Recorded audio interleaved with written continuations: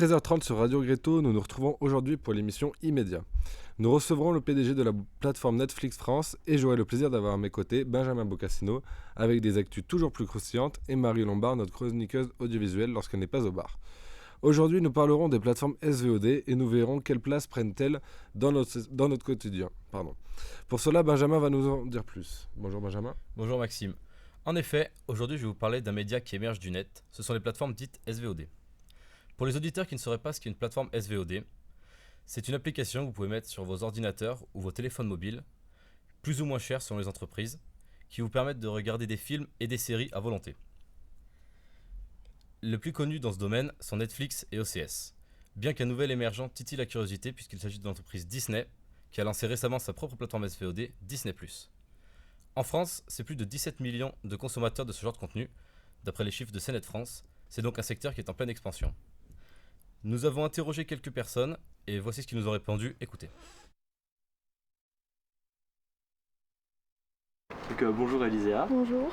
Est-ce que tu sais ce que c'est une plateforme SVOD? Non. Non. Une plateforme SVOD, c'est tout ce qui est Netflix, Amazon Prime, tout ça. Oui. Est-ce que tu en utilises? Netflix. Oui, j'utilise Netflix. Netflix. Netflix, Amazon Prime, enfin un peu tout. Netflix. J'ai pas Netflix à la maison. Est-ce que tu as un compte à toi ou c'est un compte qu'on te prête ou qu'on te... Bah, mon cousin il a un compte et puis moi j'y vais dessus quand je veux, donc bon. Et est-ce que tu as ton propre compte à toi ou c'est celui de quelqu'un? C'est à ma mère. Vous avez votre propre compte ou... Ouais. Non, pas moi. Non? Non, je suis sur une amie. Est-ce que tu as ton propre compte ou tu empruntes celui de quelqu'un? Non, j'ai mon propre compte. Ouais. D'accord. Et est-ce que tu utilises ton propre compte ou celui de quelqu'un? Non, j'utilise celui de quelqu'un. Je suis abonné à Free, donc j'ai tout ce qu'il faut. J'ai suffisamment de chaînes. Il y a je sais pas combien de chaînes. J'aurais pas le temps d'être abonné à d'autres trucs comme Netflix. Merci. De rien. Bonne journée. Voilà. En effet, de plus en plus de personnes sont adeptes à Netflix. Et toi Benjamin, est-ce que tu utilises Netflix? Oui, je reconnais, j'utilise Netflix. J'en suis assez friand. Et toi? Moi je ne m'y suis pas encore mis, ça m'intéresse pas plus que ça. D'accord.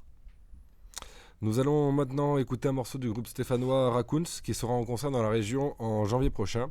Après cette pause musicale, nous recevrons Monsieur Pinault, PDG de la plateforme Netflix France.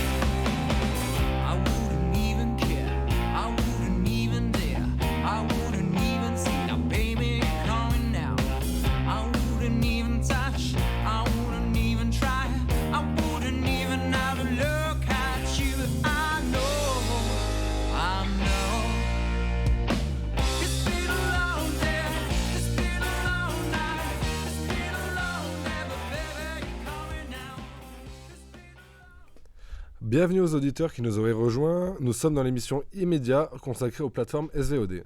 Bonjour Monsieur Pinault, pouvez-vous nous parler de votre plateforme? Sans problème. Notre plateforme Netflix vous permet de visionner des contenus audiovisuels tels que des films et séries en illimité, tout cela pour un prix abordable. Les utilisateurs peuvent accéder à la plateforme depuis les PC, mais aussi depuis les applications mobiles sur les appareils Android et iOS. Bonjour Marie. Bonjour Monsieur Pinault, bonjour Maxime. Alors Netflix est officiellement disponible en France depuis le 15 septembre 2014. Tout à fait. Sans surprise, Netflix est leader sur le marché français de la SVOD avec plus de 5 millions d'abonnés. Vous avez pris une place phénoménale sur le marché de la vidéo et dans l'intégralité de l'écosystème iOS.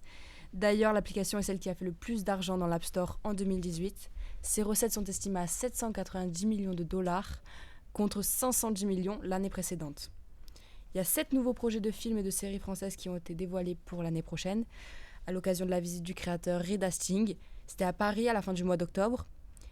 Netflix a décidé de doubler ses investissements en France en 2019 pour faire face à la concurrence accrue et satisfaire ses abonnés. C'était après l'échec relatif de la série Marseille qui a été descendue par la critique. Netflix a décidé de d'investir dans des projets français, en tout 5 séries et 3 nouveaux films français. Tout à fait, vous êtes bien renseigné, mais je ne peux pas vous en dire plus pour l'instant car les projets ne sont pas encore dévoilés. D'accord, il y a une nouvelle qui circule ces derniers jours. Netflix interdirait prochainement le partage de comptes des abonnés. Oui. L'astuce est simple, pour ceux qui ne connaissent pas. On partage ses identifiants Netflix à quelqu'un contre rétribution financière ou non. Et l'autre personne peut avoir accès au service de streaming grâce aux multiples écrans que l'application peut conférer. La conséquence de cette pratique génère un décalage entre le nombre d'abonnés de Netflix et les téléspectateurs réels de leur programme. Et donc potentiellement une grosse perte de chiffre d'affaires pour vous. Effectivement, nous avons une perte très conséquente chaque année. Nous allons maintenant écouter la réaction des auditeurs interrogés dans la rue concernant le partage de comptes. Pas de souci. Alors, première question, est-ce que vous avez un compte Netflix? Ouais. Oui. Oui. Non. Non. Oui, non. Non. Non, j'ai pas de compte Netflix. Est-ce que tu as un compte Netflix? Oui. Est-ce que c'est celui de ton compte personnel ou est-ce D'un que c'est proche. d'un proche? D'un proche. Est-ce que c'est votre compte ou est-ce que c'est celui d'un proche? C'est celui d'un proche. Celui d'un C'est proche le mien. Et c'est le tien. Mon compte, ça c'est moi, c'est un de mes proches. T'es le premier qui nous dit ça. Ah ouais Un de mes proches, moi.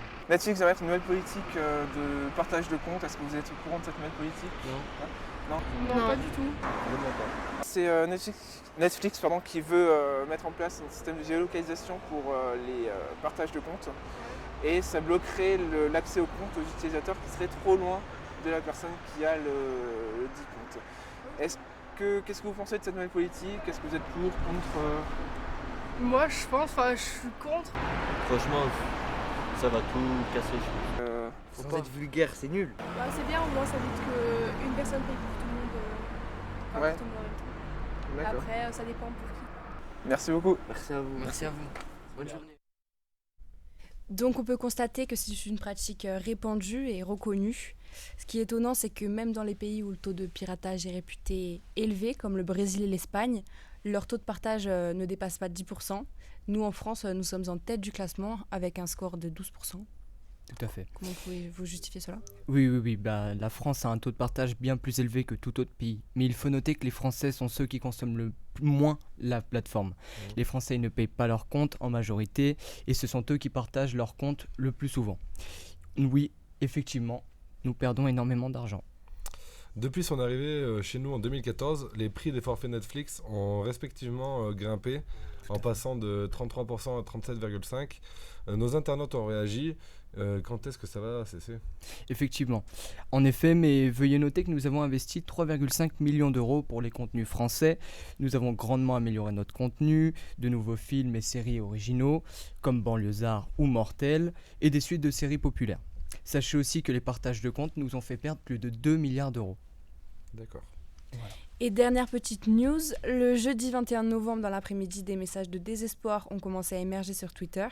Netflix a été touché par une panne mondiale, empêchant les utilisateurs de lire les vidéos et tout contenu sur tout support.